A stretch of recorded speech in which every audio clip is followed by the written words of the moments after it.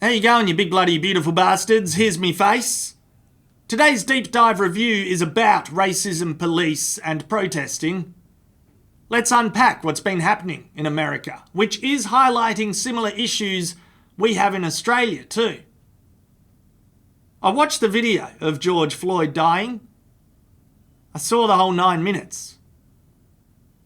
It's one of the worst and most disturbing things I've clicked on. I fucking hate racism. Down here I would hear derogatory terms being used against Aboriginal Australians as I grew up. Primary school and high school peers, late 90s edgelords, learnt it from their parents or family. They also learned the attitudes and ethics and feelings beneath the words. They're in their mid-30s now and passing down words and ethics and feelings to their kids. Racism is passed down. That's not complex. Solutions can be complex because you can't control or censor ethics parents teach kids. But you can't erase history either. You can't erase the fact that African Americans, Native Americans, Aboriginal Australians had their heritage and culture fucked on, shattered, dominated. This context is important. I'm saying it from the outset because it's a big reason why Black Lives Matter resonates with white wankers, like yours truly. I grew up here, just like you, in the fucking South. Deep shit South to Queen, Arkansas, and I understand racial inequality. And I actually spent a lot of time as a toddler in Papua New Guinea on an island called Bougainville, which is pretty funny. So I grew up in the buxom bosoms of black Sheilas. Anyway, I don't have white guilt. I'm not virtue signalling. I'm just opening this critical analysis by saying history is an important fucking context for the present tense and the future. Seeing George Floyd's slow death and thinking it's racism is not imagined or a stretch. The psychological ingredients of racism may seep out into body language when you look at Derek Chauvin, okay? Dominance, control, attempting to make it look blasé and effortless because he's superior. His demeanour is what leaves a lasting sick feeling in your stomach. It's not overt words. A duty of care in the apprehension was thrown out the window. In Australia, there's over 400 examples of where a duty of care was thrown out the window towards Australian Aboriginals. One that's in my head again lately is when an Indigenous bloke was cooked to death in the back of a security van transporting him. This happened in my home state of Western Australia just over a decade ago. 47 degrees Celsius, a long drive, 400 kilometres. The security guards didn't check on him for the whole time. Even when they heard a thud, they just threw water on him through the bloody grill in the front. He had third-degree burns on his chest from the floor of the van being so hot and died of heat stroke. It's not a stretch or imagined to say this happened because he was a black fella. His life did not matter to people in authority. It had no worth to them. The private security company G4S thinks this is an adequate transport vehicle when Indigenous people get arrested by cops. Aboriginal lives have zero worth to them. That's racial profiling, that's systemic racism, that's racism. And it's the heartbeat of Black Lives Matter. I'm aware other shit is muddying the waters. I'm not endorsing looting or rioting or getting violent. I also don't want this video getting bogged down by that, okay? Look, bloody Jono Lennon always made a good point about violence in protesting. When it gets down to having to use violence, then you're playing the system's game. The establishment irritate you, pull your beard and flick your face to make you fight. Because once they've got you violent, then they know how to handle you. I think a lot of protesters and activists know this, and they don't endorse looting or rioting or violence either. I can tell you is that if you sit in your homes tonight, instead of burning your home to the ground, you will have time to properly plot, plan, strategize, and organize and mobilize in an effective way. Nobody out here has a spray can. Nobody out here got a brick in their hand. Nobody out here swinging skateboards. So let's be very aware that people are trying to co-opt our movement for their own private concern. So you want to fight fucking do something, make sure you're registered to vote. So start a goddamn fire, and you better pass it on to all of your fucking friends. But Ozzy man, racism is a two-way street. What about reverse racism? It's just racism still, mate. But no, fair point. Fair point. It's a different set of challenges, once again because of history. You can't just sit back and be like, oh, the black man refuses to adapt. We've done everything. The black man spits it back in our face. They won't move on. I never did anything. My family never did anything personally, so they should fucking move on. They've been given television, money, toasters, a chance to play commercial sports, and syphilis. My great-great-great-great-uncle Terry gave many of the black syphilis. Anyway, look, this mindset. This is the mindset for white people families to quit passing down because it leads to the ingredients of racism. What is it, Black History Month? No, it's just like this guy Sweeney, you know? It's part of the course now. Yeah. You know, for black families, they need to muster up forgiveness. And bloody apologies if I'm being bloody ignorant here, but I think they need to muster up forgiveness. Even if companies like the government, and no, they're a company, even if they never issue an apology.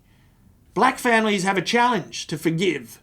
So a cycle of anger and rage and hate towards white people can fade away. Because they're also ingredients of racism. So no, I understand, two-way street. And for the indignity and degradation thus inflicted on a proud people and a proud culture, we say sorry. Mental illness, alcoholism, poverty can be passed down in families too. Sure, that's not exclusive to race. I want the black man to stop drinking. It's not exclusive to race, but perhaps it's more prevalent in races that were fucked on. In America, of course, we're talking about slavery and Jim Crow laws. In Australia, we're talking about colonisation through to the stolen generation, which is when Indigenous children were taken from their parents at a young age. They were forcibly removed from their families and communities so they wouldn't know any other world outside of white people's world. And the goal was to breed out their skin colour. The White Australia policy was dismantled between 1949 to 1973, piece by piece. It's not that long ago. Black people have a huge challenge in maintaining a connection to their heritage and culture instead of just moving on. It's not white guilt or virtue signalling to be empathetic to that. To be, persuaded against any sense of his Aboriginality. And so I was a lost child for many years. But I was always saying to myself, well, a real black fella shouldn't be shooting white powder up his arms, because I started to behave like not a gangster. I never confronted anybody.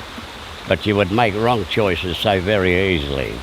It's very hard to heal oneself from these policies of the past. Land rights was important 30 years ago because it would provide a means by which the Aboriginal community could go through the process of reconstruction and recuperation. It provided a means by which we could strive towards economic independence, the only form of genuine freedom that you will get in a society like this. It's not hard to understand that the playing field is different for each race there, but culture can amalgamate and be remixed and mashed up. And everyone lightening up about their culture to an extent doesn't need to be so feared. I do think a lot of white people in the Western world have been made to feel like they're losing something. It's happening imminently. Their culture is at risk, their way of life under attack around every corner. These feelings have been aggressively poked and prodded. And it has people wound up very, very, very fucking tight. You call yourself an American? Yes, I'm American. All lives matter. Don't you dare! I do think Trumpy has radicalised lots of white people, predominantly through the tools of social networks. I don't like seeing us become more like this guy in the year 2020. Sure, not everyone's as overt as this guy, but their values and ethics are maybe orbiting around this guy's, and I don't like seeing that. Don't be like this guy, everyone. Don't do it. Shake your moral compass and don't do it. He looks like a Sacha Baron Cohen character. Look, it's a shame that there's very little toning down of patriotism and nationalism at a high leadership level in the Western countries. And then the way extensions of authority currently act could be due to an atmosphere created by political leadership. So, let's analyse the police.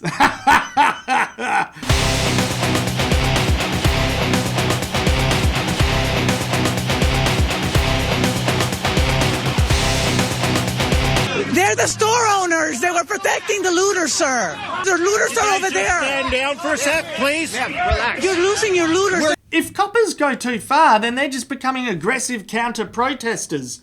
The fact it's a movement against them makes it tough, all right. But that also makes the need for flexibility and integrity greater. Thankfully, we're seeing tons of thoughtful cops too. We want to be with y'all for real. So I took my helmet off and laid the batons down. Yeah. I want to make this a parade, not a protest. Sorry. We're all here together, okay? I love you, man. I love you, man. We're here with you guys. Thank you for being here. Nowhere in defensive tactics training are you learn to put your knee across somebody's neck for 9 minutes while they're screaming for help. I saw that man calling out for his mama. I thought about my mama. Mama. Get up. We get in the car right. I can't. We will march as a department with everybody in this community. I will march until I can't stand no more. What I saw was what the entire nation saw when they see people that are angry, people that feel like they don't have a voice. Turn in a second when the police listen to them. Solutions are going to become productive to talk about. I am starting to enjoy that. Training is obviously huge. Learning on the job is unavoidable, but fuck me, training has got to be huge. Psychological support is huge. We bang on about mental health a lot in the Western countries. What mental health support do police get so they don't take shit out on civilians or teenagers that swear at them? Diversity in the industry is good. I like that we're seeing Marlon Wayne's stand-up routine come true. We need check and balance. So for every potentially racist cop, we'll partner him with a strong, black, female officer.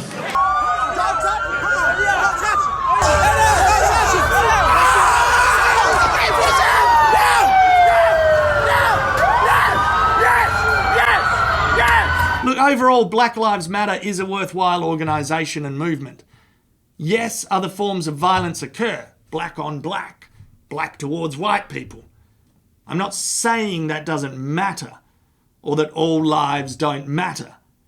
There's just a fucking backlog of instances right now where discrimination has dictated the actions of people in positions of authority and responsibility.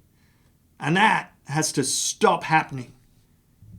Yeah, it's shit timing with the pandemic. Yeah, looting, rioting, theft and vandalism is muddying the waters.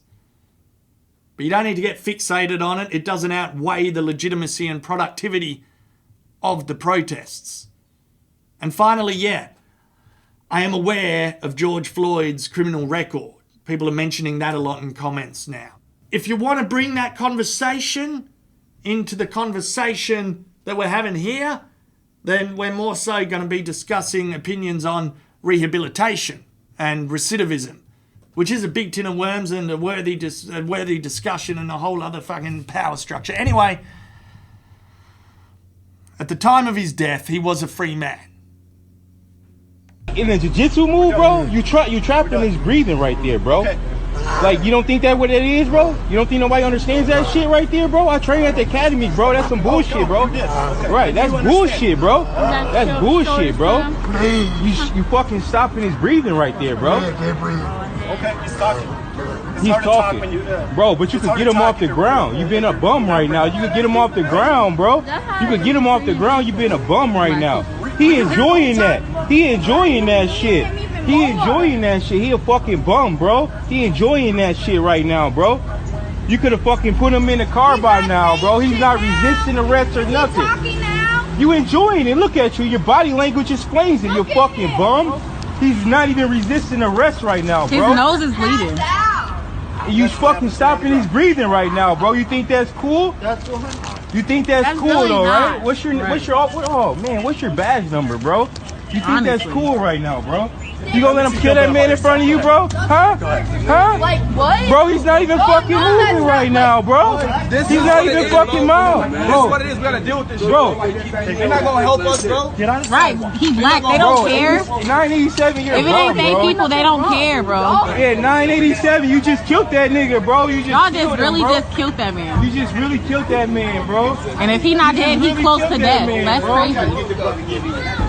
You just really killed that man, bro.